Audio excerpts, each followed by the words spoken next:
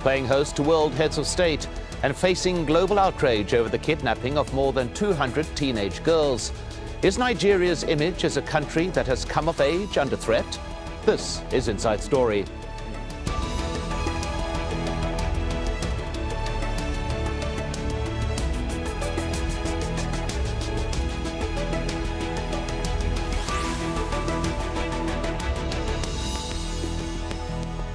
Hello and welcome to the program. I'm Mike Hanna. Its growing international credentials look impressive. Nigeria has laid claim to the title of Africa's largest economy, and the continent's most populous nation is taking center stage hosting the World Economic Forum. But a deepening campaign of violence by the armed group Boko Haram is continuing to threaten security and stability. The Nigerian government has come under increased pressure over its response to the abduction of hundreds of schoolgirls by Boko Haram. It's more than 3 weeks since they were taken. Just because I took some little girls in Western education, everybody's making noise. Let me tell you, I took the girls. Girls should go and get married. We're against Western education, and I say stop Western education. I repeat, I took the girls, and I'll sell them off. There's a market for selling girls. Well, Nigeria's president says he believes the country is winning what he called a war on terrorism, and he welcomed heads of state and business executives to the World Economic Forum. Let me appreciate you individually and collectively for your support for us, your sentiments, and in fact, by your presence here in Nigeria at this time, you have already supported us to win the war against terror.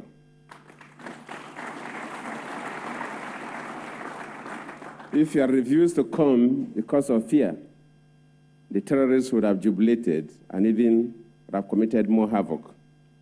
But you are coming here to support us morally. It's a major blow on the terrorists. I believe that the kidnap of these girls will be the beginning of end of terror in Nigeria. But how could the mass kidnapping of schoolgirls have taken place in a country that prides itself as a sovereign state? To discuss this, let's bring in our guests. In Brussels, we have Ademola Abass, Head of Peace and Security at the United Nations University in Belgium.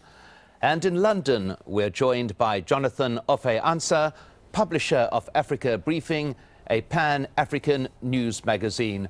Welcome to you both. Let's begin in Brussels with Dr. Ademola Abass. How great a threat is this abduction to the image of Nigeria? Well, it's a very interesting question, and I don't think there is any doubt that it is a very serious threat to Nigeria, what has happened in the last 3 weeks, especially because this will be the first time, not the first time girls have been abducted in Nigeria, but in this heinous manner, and in which the Boko Haram sect actually went on the air and threatened to sell the girls into slavery. This is devastating, to say the least. It is traumatic to the country as a whole. And I don't think we can overemphasize the impact of this event on the Nigerian society. Well, Jonathan Ofe-Ansah, as we heard, it's a hideous crime, but the question underlying it that needs to be asked is how can Boko Haram act with such apparent impunity? 3 weeks, as we keep on saying, since this abduction has taken place, and every day that passes appears to emphasize the fact that the Nigerian government has lost control of parts of the north. Your view? You see, Boko Haram as a group, is basically anti-Western and abhors, the practice of Western education, in that part of Nigeria. So especially Western education for girls. So the action they took 3 weeks ago in abducting those 200 plus school children was a statement of intent by the group to show to the Nigerian government and to the wider world that they will carry out, their aim of disrupting any normal Western-related activity, in that part of the country. And again, ever since Boko Haram began its insurgency since 2009, thereabouts, the government of Nigeria has viewed it as a terrorist group, and it's tried to counter the activities, militarily. But Boko Haram's grievances, are more than that. They are not just they go deeper than just mere terrorism. They want to institute Sharia law and create an Islamic state, within that part of Nigeria. So the approach by by Nigeria is a bit, by the Nigerian government, is a bit misplaced, because they need to engage them and then get to the root cause of the problems to try and mitigate the situation. Well, Ademola Abass, part of the root cause of the problem would appear to be the marginalization that many in the north of Nigeria claim from the government itself. This, some have argued, has been a fertile field for Boko Haram to continue operating with impunity, to recruit as well. I mean, as we heard Jonathan mention there, back in 2009, there was a massive military operation against them. The then leader was killed while being arrested, and yet there they still are, continuing these crimes. The abduction is just one. In the last few days, as many as 300 people killed in a village in the same area. But there do seem to be deeper roots accounting for the growth and continued flourishing of Boko Haram. If you recall, first let me start by quickly responding or adding a bit to your last question to my colleague about why Boko Haram felt that they could do this with impunity. Basically we're talking about a country that the administration of justice is extremely corrupt, as many things in Nigeria. And when you operate in a very corrupt society, as Nigeria is, the first tendency is that whatever you do, you can easily pay your way through the judicial system or through whatever level of executive is going to be interested in it. And also when you have a government that has not really shown a great concern, but on the other hand has shown almost utmost contempt for its own people, then obviously you give a free rein to whatever groups have grievances in Nigeria. Now, back to the question of the issue of marginalization of northern youths, or northerners, as you put it. You recall that I had an interview, this inside story, with Aljazeera sometime, I think about a year ago, on the same issue. And it is quite disturbing to pin one of the root causes of Boko Haram insurgency in Nigeria on the so-called marginalization of the North. If you ask yourself, for almost 40 years of Nigeria's independence, most leaders from Nigeria actually are from the North. And so the first question is about marginalization. Who marginalized who? And secondly, I do not think the question, I mean, there's no doubt about the fact that the North is today a bit, lags a bit behind in terms of education than the rest of the country. But I don't think that any part of the country can be blamed for that, given the fact that everybody was exposed to the same level of opportunities in the country. So I wouldn't necessarily think it has to do with the so-called marginalization of the North. But that does not waste the argument that there is more to be done to address the insurgency of Boko Haram. By the way, we haven't seen Boko Haram in the southern part of the country. Does not mean that there are no insurgencies going on in the southern part of the country. I do think, seriously, the government needs to wake up. We have a government that sleeps through this crisis. We had an opportunity in 2009 when the Boko Haram leader was captured and was executed. And I gave an interview during that time to Al Jazeera that the government of Nigeria cannot involve or engage itself in extrajudicial killings of Boko Haram. Yes, I know what they are doing is reprehensible. We all know that it is despicable. We don't like what Boko Haram is doing in the country. But we cannot, go down the lane of actually doing precisely what Boko Haram is doing, and that is taking people's lives in cold blood without the judicial process. We need to have a different strategy in engaging Boko Haram. For instance, nobody is talking about de-radicalization in Nigeria today. You know, we're talking about lack of education, we're talking about poverty. Look, there is youth bulge across Nigeria as a country. There are as many unemployed youth in the north as you have in the southern part of Nigeria. If you talk about unemployment, we have it in the southern part of Nigeria. Why haven't we seen this kind of insurgence in the country?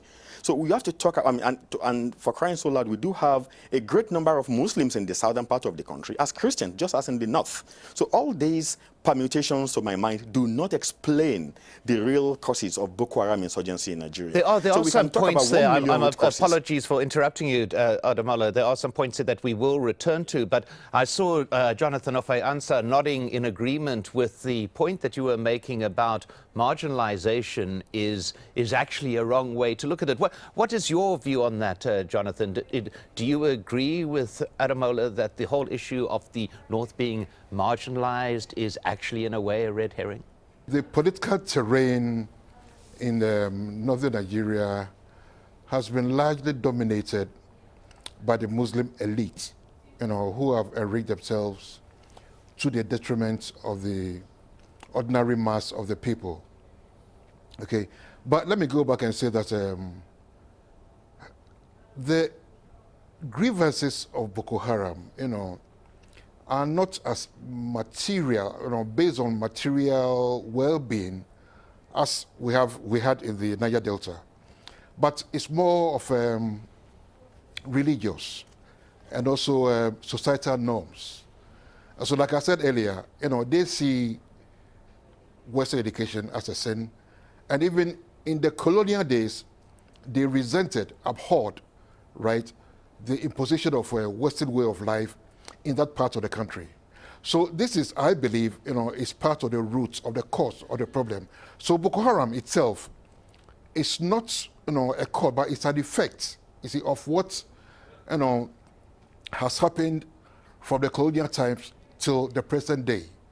Okay, so the government, like I said earlier, the government was trying to adopt, you know, the military solution because it thought Boko Haram, I mean, was a terrorist group. But it goes beyond that. The causes or the grievances of Boko Haram, you know, are not, like I said, are not just material like in the Niger Delta, but religious and societal. Well, let's just pause at that point and remind ourselves of this event. Aljazeera was the first international media organization to visit Chibok, where the girls were abducted. Ahmed Idris sent this report. A traumatized mother, Esther still hasn't come to terms with the abduction of her 15-year-old daughter. She still thinks it's a bad dream she'll wake from.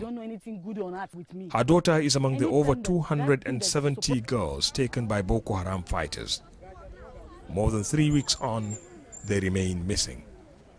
I prefer, if they will ask my suggestion, they should go into my house, burn my house, break everything inside my house. If they give me my daughter, that will be better for me than taking my daughter. Even they take my life at that moment, I think I'm satisfied more than when they take my daughter away. Honestly, I'm not happy at all. I just feel like killing myself. Her pain is shared by most of the families in this once vibrant community. For them, life will never be the same. Homes and government offices were set on fire by the attackers. But the sharpest pain inflicted on Chibok and its people was here, at the girls' secondary school. A month ago, this school was full of life. Hundreds of girls here were looking forward to fulfilling their dreams. And now it lies in ruins, and the girls are all gone. The attackers came just before midnight and bundled more than 300 girls onto trucks before taking them into the forest. 53 of them escaped. The news that help from some foreign powers is on the way is reassuring, but the scars of the April 14 tragedy are deep and the trauma long-lasting. Ahmed Idris, Al Jazeera, Chibok, northeastern Nigeria.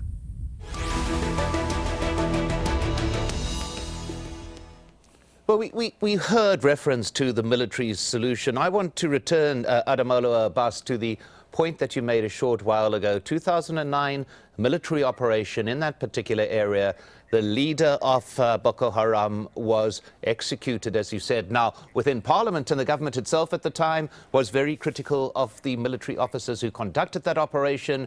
And in fact, there was very strong censure from the central government about what they saw as the illegality and the extrajudicial killings that took place in that particular point. Is there a way, is there a possibility that the military, the security forces are being hamstrung by playing by rules that Boko Haram do not?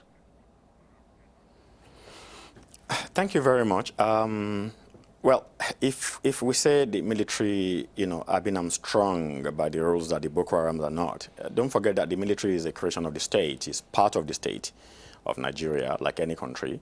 Boko Haram is not a state in Nigeria, so they don't have to play by the rules that the military, like the executive or judiciary, will play by. You can hold members of the military accountable to the domestic laws of Nigeria in a way you cannot necessarily hold Boko Haram, sect, or any sect for that matter, which is a terrorist group, accountable. But let me go back to what you just said about the government, the central government of Nigeria being appalled when the leader of Boko Haram was killed in 2009. I don't necessarily share that view. I mean, I'm not talking about playing to the gallery or the government paying lip service. The first question we ask ourselves is, those who executed the Boko Haram leader, were they ever apprehended? Were they ever brought to justice?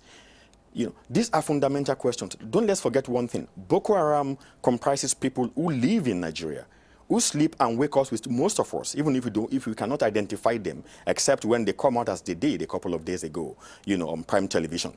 They watch televisions. They see the levity with which our government treats people's lives in Nigeria. Let us ask ourselves a question. Why should I believe a government that it has taken the president almost 3 weeks to come out publicly to speak about the adoption for the first time? And that was only simply because international pressure began to build. I mean, I'm sorry to ask, what kind of response is that from our government? That is utmost contempt. And to be ridiculous about it, if you are a Boko Haram member and you went and detonated bomb in an Abuja motor park, and the response of the government was to be gallivanting all over the country in the name of elections, you will feel insulted as Boko Haram, and you want to do even more dastardly things to grab international attention. Well, how many more lives should be taken in cold blood? Well, Jonathan, if I may go to you on that particular point, why was the government so slow in, as we heard there, making a formal response to these appalling abductions? I think any can I say, responsible government should have hit the ground running immediately these abductions were reported. So the inaction or the slow response or the delayed response by the government in itself is an indictment, right, of its inability to handle the growing menace posed by Boko Haram in the present day. Well, let's just take a look at the reactions not only of the government but the international community, because the international community was also slow to respond to the kidnapping in Nigeria. The girls were abducted on April the 14th. An online campaign did slowly gain traction. Hashtag Bring Back Our Girls has now been tweeted more than 1 million times. It's been picked up by people around the world, including many famous faces. Pakistani schoolgirl Malala Yousafzai, who was shot by the Taliban, has added her support. And US First Lady Michelle Obama is among politicians who are starting to take notice. Now, Ademola Abass, you mentioned there the fact that the government has been slow, that it has only been reacting because of international pressure being exerted on it and because of things like this international campaign. Now, this is a government that at this very moment is asking for more investment in Nigeria at the World Economic Forum. It is asking it at a time when, A, it has acted slowly in this particular case, and secondly, there are indications that it does not have full control of parts of its country. Is this something that is easy or hard to explain? I mean, it depends on how you look at it. By coming down on Nigerian government's rather sluggish reaction to this, One, I am not by any stretch of my imagination vindicating the international community's own slow response. I mean, to put it bluntly, we still keep on, I mean, the response that we've witnessed so far in the disappearance of the Malaysian airline or in the ferry disaster in South Korea last month, I mean, these were events that makes our heart bleed. Do not get me wrong. But then how then do we explain that we are still pouring millions of dollars probably combing the Atlantic Oceans or the Indian Ocean looking for debris of plane? Are we prioritizing that one over the lives of 230 or nearly 300 girls who went missing in Nigeria? Now, I am not going to go down the road of trying to explain the international community's reaction. Some people have alleged so many reasons, but I don't think that is the point. The most important thing here is that if you are a country's president, as Jonathan Goodluck is, and what happened on April 14 in Nigeria happened in your country, and you did not deem it fit to come out and make a strong statement against Boko Haram and call for help when you cannot, on your own, undertake these activities, you can hardly turn around and blame the international community for their own sluggish response. And thankfully, President Obama came out yesterday and said, actually, they had been engaging with Nigerian government to try to offer them assistance, but they met rebuff from the Nigerian government. I mean, that is not very hard to believe, to be honest with you, because we know our government very well. We know they would have spent time gallivanting around political campaigns. I think at the bottom of it is that the government does not really take Nigerians' lives seriously.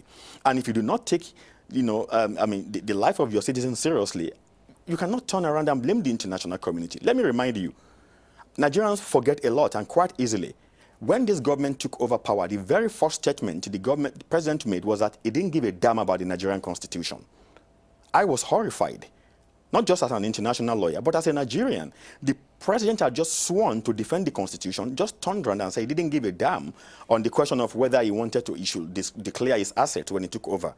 Yesterday or 2 days ago, we witnessed the entirety of Thailand's government collapse because the president in that country and 9 cabinet ministers had done things that were unconstitutional.